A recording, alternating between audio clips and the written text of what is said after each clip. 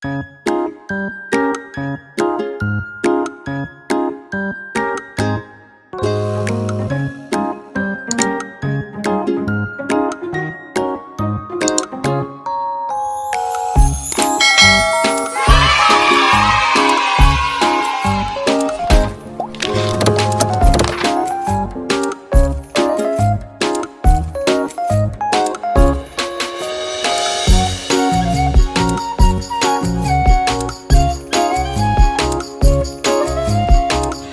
adik-adik, apa kabarnya? Luar biasa. Adik-adik, kakak mau nanya, sudah mandi belum? Sudah sikat gigi belum? Nah, kalau belum mandi, adik-adik mandi dulu. Kan kita mau ibadah. Kalau kita mau ibadah, kita mau datang kepada Tuhan Yesus, kita harus rapi, ya. Jadi adik-adik yang belum mandi aja dulu, ya. Nah, sekarang Kak Yolanda minta tolong mama papanya untuk mendampingi adik-adik untuk ibadah. Tapi sebelumnya anak yang pintar, kita berdoa dulu ya untuk siapkan hati kita. Oke, kita satu dalam doa. Terima kasih Tuhan Yesus yang baik, kami mengucap syukur buat pagi hari ini. Tuhan, terima kasih kami masih diberikan nafas kehidupan. Terima kasih saat ini kami masih bisa mengikuti ibadah walaupun lewat online. Kami mengucap syukur itu semua karena kebaikan Tuhan. Terima kasih untuk kesehatan yang Tuhan berikan kepada adik-adik, kepada mama, papa, juga kepada kakak-kakak sekolah minggu. Terima kasih Tuhan Yesus yang baik, kami bersyukur untuk semuanya. Kami siap untuk mendengarkan firman Tuhan, kami siap untuk memuji dan menyembah nama-Mu. Terima kasih Tuhan Yesus, haleluya, amin. Nah adik-adik, tadi kita sudah berdoa. Sekarang Kak Yolanda mau ngajak adik-adik untuk mengangkat pujian. Kita mau katakan selamat pagi Bapak. Karena pagi hari ini Tuhan Yesus sungguh luar biasa buat kita semua.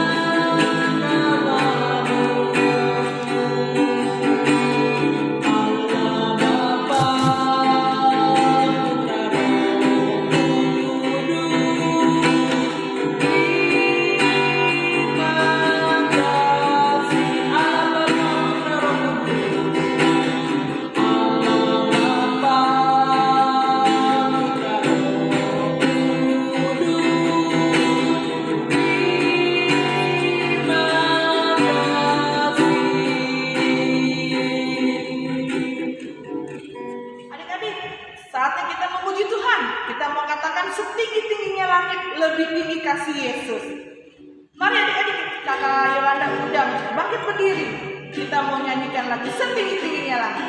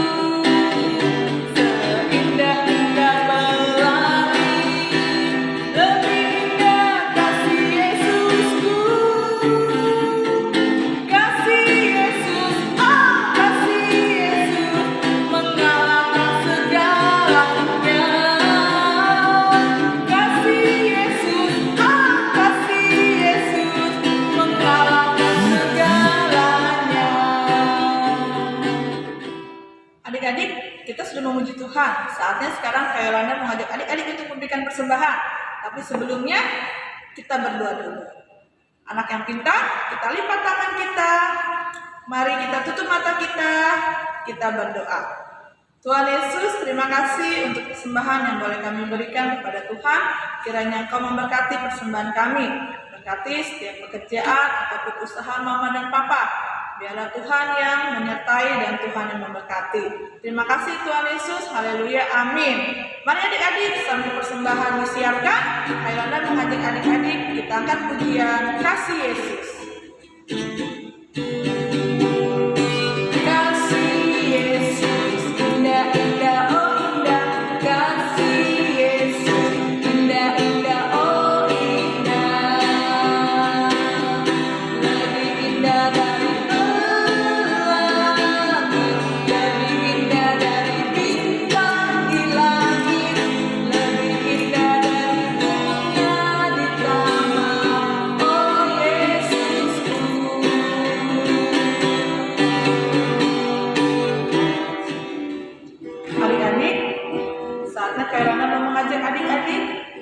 Siapkan hati kita. Kita mau mendengarkan firman Tuhan, kita mau menyembah Tuhan, kita mau angkat pujian. Aku sungguh cinta Yesus. Aku sungguh cinta Yesus selamanya. Aku sungguh cinta Yesus selamanya.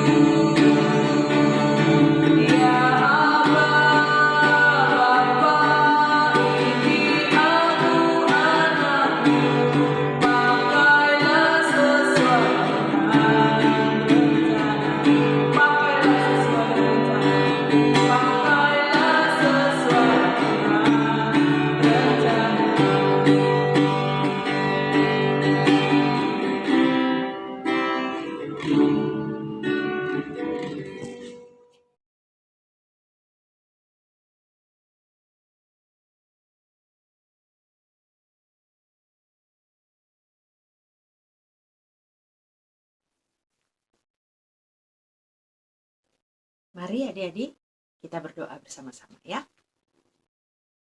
Tuhan Yesus yang baik, terima kasih pada pagi hari ini kami punya waktu Engkau berikan untuk dapat belajar firman Tuhan. Terima kasih Tuhan, pimpinlah kami pada pagi hari ini untuk dapat membaca firman Tuhan, dapat mengerti, dan secara khusus dapat melakukan firman Tuhan, supaya kami dapat bertumbuh di dalam kebenaran firman Tuhan. Pimpinlah Kak Siska untuk dapat menceritakan dengan baik, supaya kami semua dapat mengerti dan dapat melakukannya. Ampunilah dosa-dosa kami Tuhan, kami mau belajar bagaimana kami dapat mengasihi Tuhan. dan hancurkanlah kuasa roh jahat yang ingin menghalangi kami untuk belajar dan bertumbuh. Terima kasih Tuhan Yesus, di dalam namamu kami berdoa dan ucap syukur. Amin. Nah, adik-adik, kakak punya cerita ya tentang anak-anak SD yang bernama Doni, Albert, dan Johan. Nah, Doni dan Albert ini adalah dua sekawan yang sangat akrab, ya kan? Doni sayang pada Albert, Albert sayang pada Doni karena mereka sahabat sejak masih di TK. Oke, nah satu ketika mereka mau masuk sekolah, mereka SD-nya sama bareng. Nah, mereka mau masuk sekolah, tiba-tiba lewat Johan. Secara terburu-buru dia lewat karena mungkin takut terlambat atau mungkin karena mau segera masuk ke kelas. Nah, tiba-tiba ada sesuatu yang jatuh ada buku yang jatuh dari tasnya Johan. Johan nggak sadar, dia tetap jalan tergesa-gesa bahkan hampir lari menuju ke kelasnya. Nah, Doni ingat bahwa Johan pernah pukul dia. Albert juga ingat bahwa Johan pernah pukul sahabatnya yaitu Doni. Ya, lalu Doni bilang sama Albert, "Bet, lihat tuh, ada buku jatuh," katanya gitu. Punyanya Johan tuh. Kita lihat yuk. Oke, mereka lihat. Ternyata buku itu adalah buku PR matematika. Nah, mereka tahu hari itu ada pelajaran matematika dan ada PR. Lalu Doni bilang sama Albert, "Bet, ingat nggak? Dulu si Johan itu mukulin aku tanpa sebab. Nih sekarang balasannya sudah tiba. Waktu pembalasan sudah tiba. Aku mau umpetin buku ini. Kita umpetin ya Bet ya. Supaya dia rasain. Bagaimana nanti waktu pelajaran matematika mesti mengumpulkan PR. Dia tidak bisa mengumpulkan PR. Karena bukunya kita umpetin. Pasti dimarahin sama ibu guru." Mantap kan? Rencananya, kata Doni. Lalu Albert bilang apa adik-adik? "Doni, kamu gak boleh begitu. Waktu itu memang aku ingat ya, Johan memukul kamu tanpa sebab. Tapi kan itu sudah lama. Lalu sudah diselesaikan juga sama bu guru. Lalu dia sudah minta maaf sama kamu. Kamu juga sudah maafkan dia. Kalian sudah bersalam-salaman. Dan Johan sudah menerima hukumannya waktu itu. Masa sekarang kamu membalas dendam? Kamu emang lupa yang sudah diceritakan oleh kakak sekolah minggu waktu kita minggu lalu. Kan kita tidak boleh mendendam. Kita tidak boleh bahkan melakukan pembalasan. Dan kamu sudah mengampuni." Lalu Doni marah. "Apa maksud kamu? Kenapa saya nggak boleh balas kepada si Johan? Kan dia jahat sama aku. Dia duluan." Tapi ketika Albert melihat Doni marah kepada dia, Albert tidak takut adik-adik. Ya, dia tidak jadi, "Waduh, kacau nih sahabat saya marah sama saya. Udah deh, ya udah deh terserah aja dia mau ngapain." Tidak adik-adik. Dia tetap menyatakan yang benar. Tidak bisa begitu Doni. Kamu sudah maafin Johan sudah minta maaf sama kamu. Kakak sekolah minggu sudah ingatkan supaya kita mau memaafkan orang lain dan tidak melakukan pembalasan. Kan kita anak Tuhan Yesus. Kita harus ikut dong perintah Tuhan Yesus. Akhirnya Doni berpikir ulang. Memang dia masih kesal karena sahabatnya Albert seperti tidak mendukung dia, tidak membela dia. Tapi terus dia ingat, oh iya ya, betul juga ya. Oke deh, kalau begitu kita kembalikan saja nanti di kelas. Akhirnya Doni mau ikut kata-kata Albert. Nah, begitulah menjadi anak-anak yang mengatakan bahwa kita cinta Tuhan Yesus. Kita adalah pengikut Tuhan Yesus. Kita harus berani untuk mengatakan yang benar. Sama seperti dalam firman Tuhan ini. Ini adalah firman Tuhan yang menceritakan tentang percakapan atau waktu di mana Tuhan Yesus sedang ngobrol sama Bapak Nikodemus. Bapak Nikodemus adalah seorang Farisi. Dia ahli, dia mengerti firman Tuhan. Ya, dia belajar banyak tentang firman Tuhan. Ya. Nah, waktu Bapak Nikodemus adalah orang Israel. Nah, waktu itu orang Israel ada di bawah penjajahan atau di dijahati oleh bangsa Romawi. Ya, bangsa Israel pengen sekali merdeka, pengen sekali bebas dari orang-orang Romawi, ya, karena mereka hidupnya jadi tertekan, jadi sulit. Gitu. Nah, mereka ingat dalam firman Tuhan akan ada Mesias. Apa itu Mesias? Juru selamat yang menyelamatkan mereka, ya kan? Tapi yang di pikiran mereka bukanlah juru selamat yang menyelamatkan manusia dari dosa, ya kan? Dari maut. Tapi yang ada di pikiran mereka adalah yang di dunia ini saja. Oh, kalau juru selamat berarti menyelamatkan kita dari tentara Romawi. Berarti kita bakalan merdeka. Berarti ini orang pahlawan nih. Kalau pahlawan berarti punya tentara, ya kan? Punya istana, punya pasukan berkuda, punya pasukan berperang. Wah, pasti keren nih pahlawan kita yang sudah dijanjikan oleh Tuhan sejak zaman nabi-nabi. Itu yang ada di pikiran bangsa Israel. Padahal jauh di atas itu semua, maksudnya Tuhan juru selamat adalah menyelamatkan manusia dari dosa-dosa, dari maut, dari neraka, ya kan? Nah, makanya ketika Bapak Nikodemus yang selalu belajar firman Tuhan melihat bahwa ada Mesias yang bernama Tuhan Yesus, dia mikir, kok beda ya sama yang ada di pikiran kami bangsa Israel. Harusnya kan kalau juru selamat mau menyelamatkan kita dari tentara Romawi, dari bangsa Romawi kan harusnya gagah gitu kan. Harusnya raja yang punya mahkota mungkin gitu kan. Ini Tuhan Yesus gak pakai mahkota adik-adik. Dia pakai baju biasa, ya kan. Harusnya punya tentara, ya kan. Bawa tombak, bawa pedang dan lain sebagainya. Ini Tuhan Yesus enggak begitu. Harusnya yang jago perang, yang suka berperang.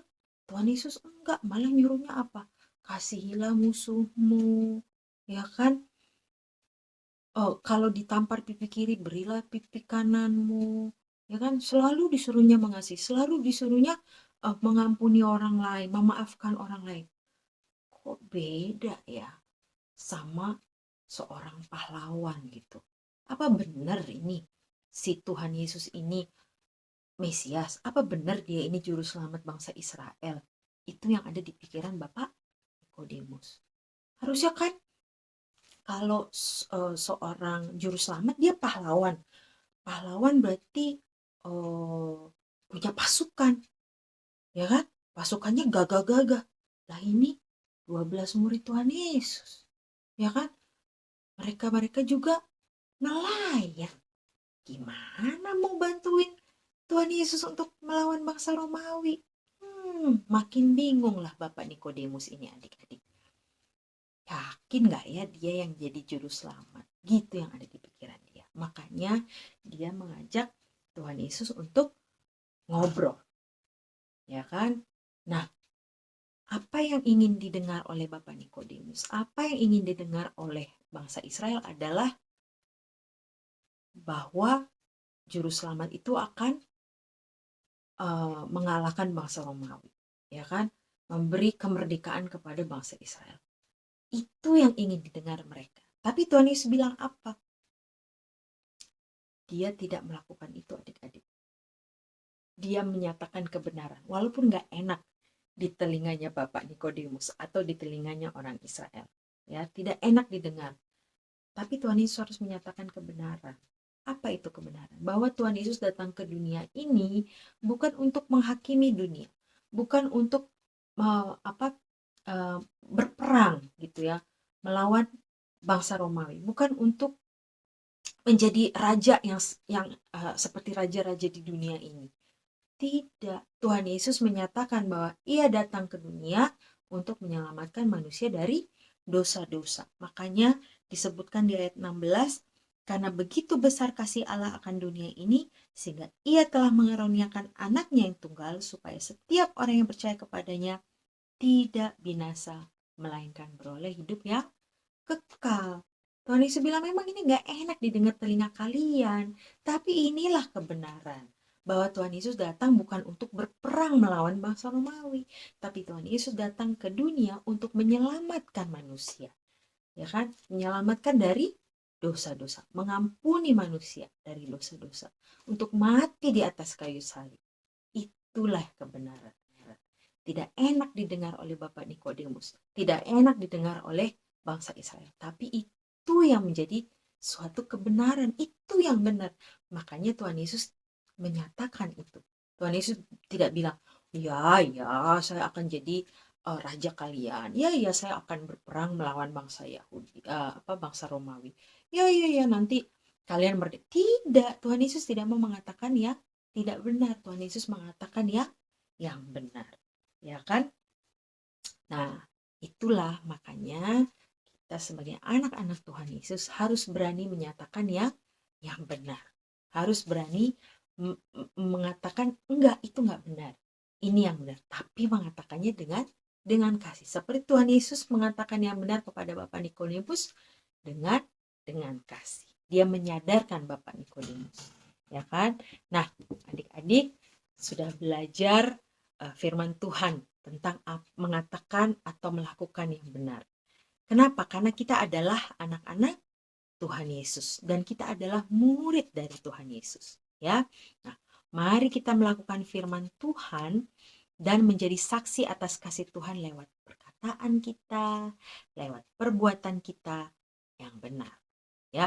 Walaupun sulit, walaupun berat, aduh gak gampang Kak, mengatakan yang benar, melakukan yang benar itu susah Kak, betul itu susah, ya kan.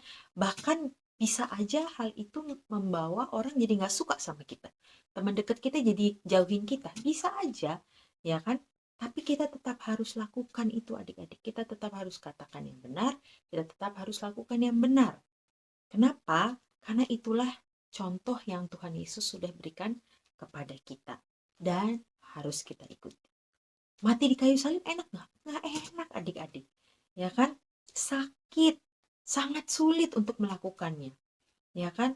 Banyak orang mengejek, banyak orang meludahi dan lain sebagainya. Aduh, sulit sekali.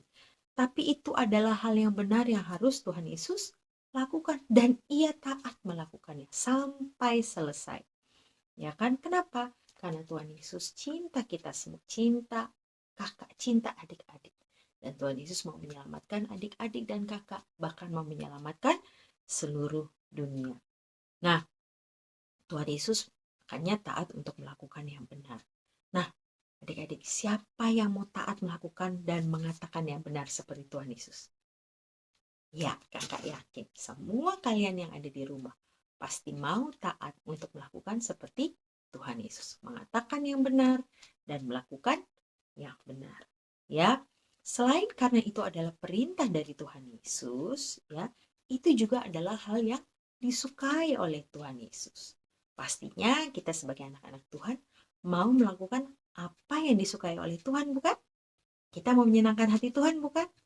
Nah, ya, mari kita katakan yang benar, kita lakukan yang benar. Tapi jangan lupa, selalu minta tolong sama Tuhan. Supaya kita mampu, supaya kita bisa melakukan yang benar, supaya kita bisa mengatakan yang benar. Mari kita berdoa. Tuhan Yesus yang baik, terima kasih pada pagi hari ini kami sudah belajar dari firman Tuhan, bahwa kami sebagai anak-anak Tuhan Yesus, yang menjadi murid-murid Tuhan Yesus, yang sayang Tuhan Yesus, harus berani untuk mengatakan yang benar dan melakukan yang benar seperti Tuhan Yesus sudah melakukannya ketika Tuhan Yesus mati di atas kayu salib untuk menebus kami, untuk menyelamatkan kami. Terima kasih Tuhan Yesus untuk firman-Mu yang sudah mengingatkan kami. Pagi hari ini kami mohon penyertaan Tuhan setiap saat supaya kami mampu untuk melakukan dan mengatakan yang benar dengan kasih. Terima kasih Tuhan Yesus. Kami juga mohon penyertaan Tuhan untuk kami semua ya Tuhan, untuk adik-adik dalam belajar, dalam kesehatan ya Tuhan. Masa depan adik-adik semua ada di dalam tangan pengasihan Tuhan yang sempurna. Juga mau berdoa ya Tuhan, untuk keluarga, semua dalam keadaan sehat ya Tuhan, pekerjaan dan usaha dari orang tua kami ya Tuhan, juga pelayanan mereka, juga untuk kakak adik ya Tuhan, semua anggota keluarga, biarlah Engkau berkati Tuhan Yesus. Terima kasih Tuhan. Di atas itu semua kami mohon supaya kami boleh terus berakar, bertumbuh dan berbuah di dalam kebenaran firman Tuhan. Dan kami boleh menjadi saluran berkat Tuhan bagi banyak orang. Terima kasih Tuhan, terima kasih. Berkatilah ya Tuhan kakak-kakak sekolah minggu untuk dapat terus melayani Tuhan dengan penuh kasih ya Tuhan. Dengan semangat ya Tuhan, memberikan yang terbaik untuk memuliakan nama Tuhan. Dan berkatilah juga Bapak Ibu Pendeta ya Tuhan, para majelis ya Tuhan, para aktivis semua ya Tuhan, supaya dapat melayani Tuhan dengan luar biasa untuk kemuliaan nama Tuhan. Terima kasih Tuhan, terima kasih. Dan kami mau menutup doa kami sesuai itu yang sudah diajarkan oleh Tuhan Yesus. Bapa kami yang di surga, dikuduskanlah namamu, datanglah kerajaanmu, jadilah kehendak-mu di bumi seperti di surga. Berikanlah kami pada hari ini makanan kami yang secukupnya, dan ampunilah kami akan kesalahan kami, seperti kami juga mengampuni orang yang bersalah pada kami. Dan jangan membawa kami ke dalam cobaan, tapi lepaskanlah kami daripada yang jahat. Karena Engkau yang punya kerajaan dan kuasa dan kemuliaan sampai selama-lamanya. Adik-adik, Tuhan memberkati kita dan melindungi kita. Tuhan menyinari kita dengan wajah-Nya dan memberi kita kasih karunia. Tuhan menghadapkan wajah-Nya kepada kita dan memberi kita damai sejahtera. Amin. Adik-adik, ini ayat hafalan kita untuk minggu ini. Diambil dari Yeremia 9 ayat 24b. Yeremia 9 ayat 24b. Yuk kita buka sama-sama. Yeremia 9 ayat 24b. Akulah Tuhan yang menunjukkan kasih setia, keadilan, dan kebenaran di bumi. Akulah Tuhan yang menunjukkan kasih setia, keadilan, dan kebenaran di bumi. Oke, gerakannya adik-adik. Yeremia 9 ayat 24b. Akulah Tuhan yang menunjukkan kasih setia, keadilan, dan kebenaran di bumi. Kita ulang. Yeremia 9 ayat 24b. Akulah Tuhan yang menunjukkan kasih setia, keadilan, dan kebenaran di bumi. Selamat berlatih.